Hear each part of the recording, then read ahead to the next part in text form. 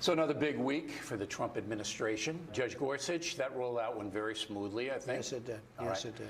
But the refugee deal, not so much. I think it was very smooth. You had 109 people out of hundreds of thousands of travelers, and all we did was vet those people very, very carefully. You wouldn't do anything differently if you had to do it over again? Look, in life, some of you your do people things. didn't really know what the order was. Well, that's not what General Kelly said. General Kelly, who's now Secretary Kelly, he said he totally knew, he was aware of it, and it was very smooth. It was 109 people. Let's talk about Iran. Your assessment, do you think we're on a collision course, we being the United States, with that country? I think it was the worst deal I've ever seen negotiated. I think it was a deal that should have never been negotiated. Absolutely, the deal that was made by the Obama administration. I think it's a shame that we've had a deal like that and that we had to sign a deal like that, and there was no reason to do it. And if you're going to do it, have a good deal. We gave them $1.7 billion in cash, which is unheard of. And we put the money up, and we have really nothing to show for it. Possible you tear it up? We'll see what happens. I mean, we're going to see what happens. I can say this. They have total disregard for our country. They are the #1 terrorist state. They're sending money all over the place and weapons, and can't do that. Sanctions, that's how you're going to start with them. Just started. But you're moving a carrier, right? I never talk about military moves. I always criticize President Obama where they'd have an announcement that they're going into Mosul or they're going to some place, and they'd give the name, the date, the time. I don't believe in that. So you're not real bullish on Iran at this point? No, I'm not bullish. I think they have total disrespect for our country. And I understand that deal, I would have lived with it if they said, okay, we're all together now.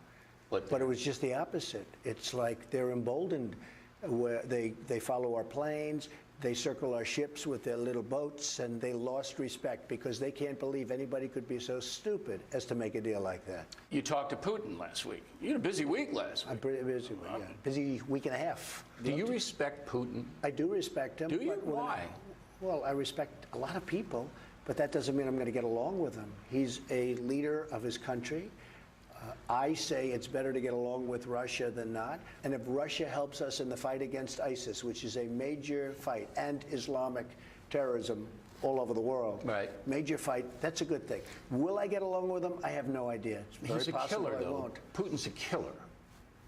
A lot of killers. We got a lot of killers. Why, you think our country's so innocent? Do you think our country's so innocent?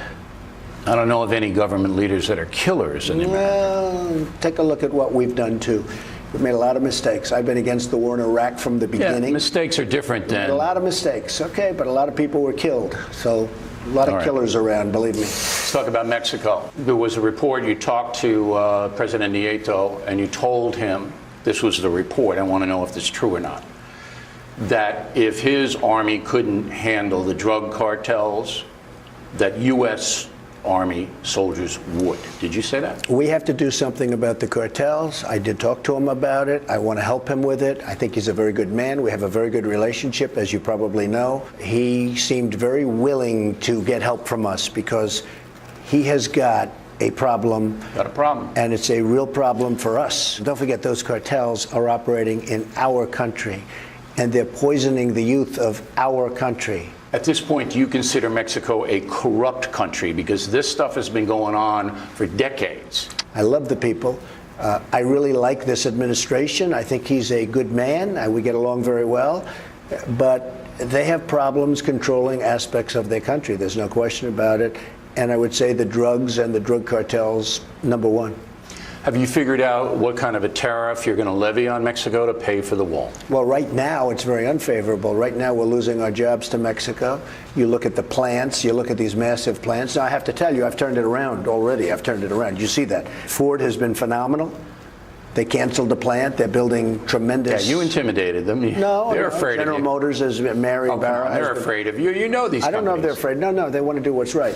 They're going to bring jobs back. They want to do what's right? Why didn't they do what was right in the past? They're afraid of you. Because the wrong people spoke to them. But they're going to do what's right, and they're bringing jobs back to Michigan and Ohio and Pennsylvania and all the places that have lost their jobs. So that's already happening. I think you're going to see a tremendous job growth in this country. Let's turn to domestic policy. I just spent the week in California, as you know, they are now voting on whether they should become a sanctuary state. So California and the USA are on a collision course. How do you see it? Well, I think it's ridiculous, sanctuary cities. As you know, I'm very much opposed to sanctuary cities. They breed crime. There's a lot of problems. If we have to, we'll defund. We give tremendous amounts of money to California. So you're going to defund. California, in many ways, is out of control, as you know. Obviously, the voters agree. Otherwise, they wouldn't have voted for me. So defunding is your weapon of choice. Well, it's a weapon. I don't want to defund a state or a city. I don't want to defund anybody. I want to give them the money they need to properly operate as a city or a state. If they're going to have sanctuary cities, we may have to do that. Certainly, that would be a weapon. Is there any validity to the criticism of you that you say things you can't back up factually? And as the president, if you say, for example, that there are 3 million illegal aliens who voted, and then you don't have the data to back it up, some people are going to say that's irresponsible for a president to say that. Is there any validity to that? Many people have come out and said I'm right. You know that. I know, but you got to have data to back that up. Let me just tell you. And it doesn't have to do with the vote, although that's the end result. It has to do with the registration. And when you look at the registration and you see dead people that have voted, when you see people that are registered in 2 states that voted in 2 states, when you see other things, when you see illegals, people that are not citizens and they're on the registration rolls. Look, Bill, we can be babies, but you take a look at the registration. You have illegals, you have dead people, you have this.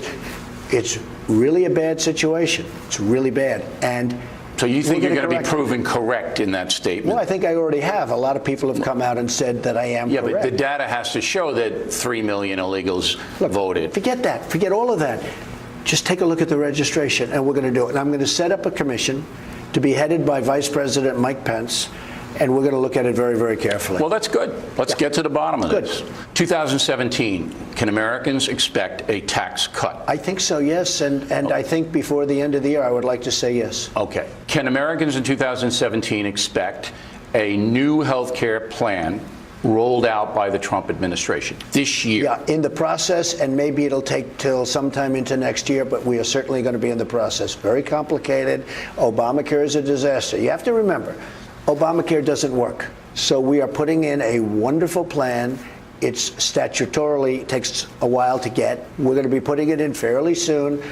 I think that, yes, I would like to say by the end of the year, at least the rudiments, but we should have something within the year and the following year. All right, last question. You get 4 hours of sleep or some crazy thing like that.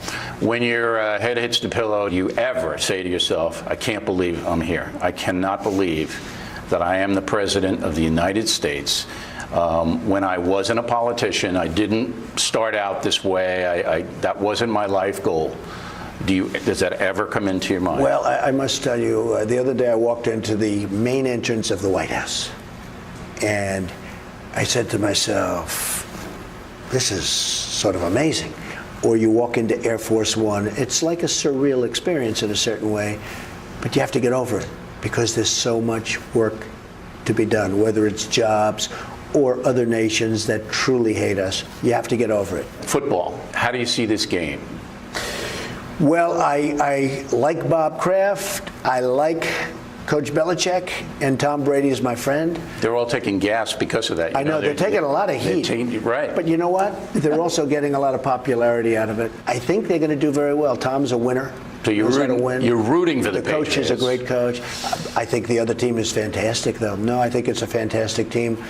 It turned out to be a good quarterback. But, you know, there's less pressure on the Patriots because they've been there. You know, once you've won, once you've done it, and they've done it, once you've done it, there's a lot less pressure.